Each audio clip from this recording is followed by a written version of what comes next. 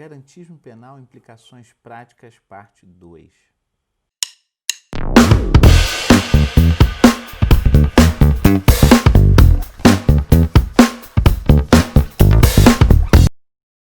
Olá pessoal, dando sequência ao nosso estudo sobre os fundamentos do processo penal, tratando hoje de garantismo penal, implicações práticas, voltadas mais para os aspectos processuais, selecionei aqui algumas questões para serem destacadas, né? No encontro passado nós falamos do sistema garantista e falamos dos axiomas, né? Não há pena sem crime, não há crime sem lei, não há lei penal sem necessidade, enfim, falamos dos axiomas de 1 a 6 que formam mais a ideia de um sistema penal e depois falamos dos axiomas de natureza e de ordem mais voltadas para o processo penal. Não há culpa sem um juízo, sem atuação jurisdicional, não há atuação jurisdicional sem acusação e não há acusação sem prova, bem como a prova deve estar submetida à contradição, ou seja, à refutação pela defesa, ou seja, a necessidade da refutação defensiva. Pois bem, a partir dessas ideias centrais, nós percebemos que a ideia do garantismo é a formação de um sistema processual democrático. Muito se fala no chamado processo penal democrático. O que seria, então, um processo penal democrático? Lembrando que essa concepção de processo penal democrático ela é muito antiga, né? Aqui no Brasil, uma importante obra que trabalhou essa ideia de concepção, né, de um processo penal democrático é do professor Afrânio Silva Jardim, em um escrito dele da década de 90, que vinha na esteira do que tratava Carrara e tantos outros, demonstrar a ideia de um processo penal democrático centrado principalmente na efetividade da presunção de inocência. Eu costumo dizer que democracia custa caro. Barato mesmo, só o meu livro que vocês encontram no site da De Plácido, não raro com excelentes promoções e descontos. Mas, repito, democracia tem um custo. O custo de um modelo processual democrático, qual seria? É sobre esse ponto que eu gostaria de chamar a atenção de todos e todas. Um modelo processual democrático, ele significa a produção de certos efeitos colaterais, assim como haveria também efeito colateral em um modelo de processo penal autoritário. Para entendermos isso, vamos trazer à colação um trecho, uma lição preciosa do professor Afrânio Silva Jardim. Quando se vai pensar em um processo democrático, um processo penal democrático, diz ele, uma premissa conceitual deve ser estabelecida em todo processo de interpretação das normas constitucionais que tutelam os chamados direitos individuais. Ao estabelecer regras que asseguram um processo penal democrático, o Estado sabe, de caso pensado, que irá absolver culpados. Entretanto, faz essa opção para não assumir igual risco de condenar inocentes ou mesmo culpados a penas injustas. O que diz o mestre Afrânio Silva Jardim? Ou seja, um modelo processual democrático, ele tem como efeito colateral, como custo dessa democracia, a absolvição de culpados. Isso é absolutamente natural diante das regras do jogo democrático. O que não é tolerável no modelo processual democrático seria a condenação de inocentes. A prisão, a condenação de inocentes é algo que deve ser rechaçado, é algo intolerável no modelo que se quer democrático.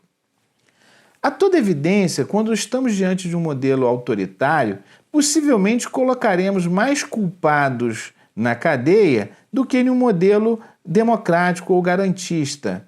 Todavia, como efeito colateral disso, seguramente colocaremos muito mais inocentes no cárcere do que em um modelo garantista, num modelo democrático. Quando se faz uma opção por um sistema penal democrático, um modelo garantista, se sabe de caso pensado que iremos, como se disse, absolver culpados. E isso não deve nos assombrar. Este é o preço que temos que pagar para não termos o risco maior de inocentes punidos injustamente. Pois bem, o professor, o maestro Carrara, já ensinava muito preteritamente que a metafísica do direito penal, propriamente dita, é destinada a proteger os culpados dos excessos da autoridade social. A metafísica do direito processual tem por missão proteger dos abusos e dos erros da autoridade todos os cidadãos inocentes e honestos.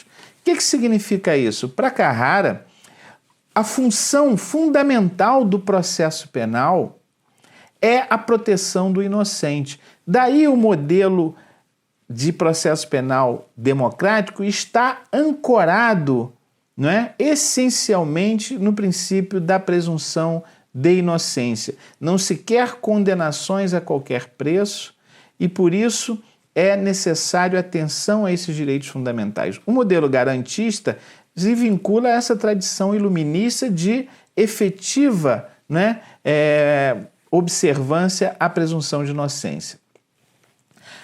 Falando de alguns aspectos práticos, poderíamos trazer aqui alguns comportamentos que, à luz dessa ideia de um modelo democrático, são inaceitáveis. Por exemplo, um magistrado que se quer garantista jamais vai tolerar qualquer prova obtida a partir de uma violação de um domicílio.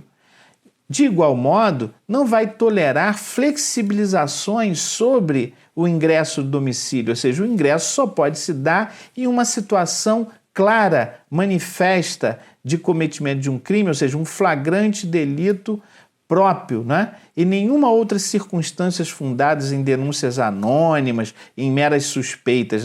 Nada disso é constitucionalmente previsto na Constituição da República como autorizadora do ingresso no domicílio. De modo que, se alguém ingressar num domicílio fundado apenas em uma suspeita ou uma denúncia anônima, qualquer coisa que o valha, tudo que se for encontrado após esse ingresso irregular será ilícito por derivação.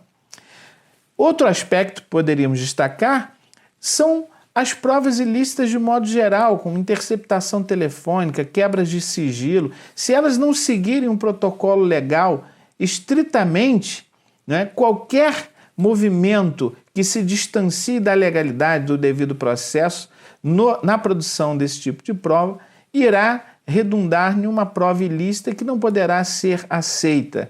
Então, todas as ideias de flexibilização e tolerância com provas ilícitas, do tipo boa-fé ou coisa que o valha, serão, em um modelo garantista, repulsa, receberão de um modelo garantista uma repulsa, um afastamento. Não é admissível qualquer flexibilização com base em boa-fé ou coisa que o valha para se admitir uma prova ilícita. Um outro aspecto é o tratamento que se dá ao direito ao silêncio. Um magistrado ou um delegado que se quer garantista não pode aviltar o direito ao silêncio ou fracioná-lo.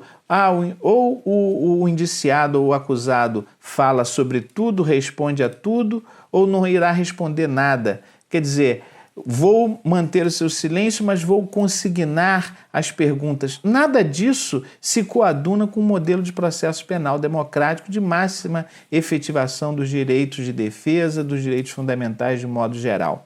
Por fim, um magistrado que se quer garantista não pode inobservar a regra do artigo 212, quando delega às partes a função precípua, o Código de Processo, de produzir a prova, de inquirir testemunhas, e não raro temos práticas que chegam aos tribunais superiores para discutir a validade de instrução na qual o magistrado, inobservando o 212, realiza as perguntas no lugar das partes, deixando que as partes perguntem por último, violando o devido processo, a legalidade estrita. Ou seja, no modelo de legalidade estrita, não se pode permitir uma violação, uma subversão do devido processo, invertendo-se as ordens das perguntas, ignorando o comando do artigo 212. Então, as implicações práticas do garantismo significam efetivamente uma observância criteriosa, cuidadosa dos dispositivos legais, das regras do devido processo, das proteções individuais decorrentes do sistema de direitos fundamentais. Tudo bem? Essas eram algumas considerações que trouxemos para hoje. Outras implicações práticas nós iremos apontar relativamente ao tema de verdade, que será objeto de um encontro futuro, a verdade no processo penal.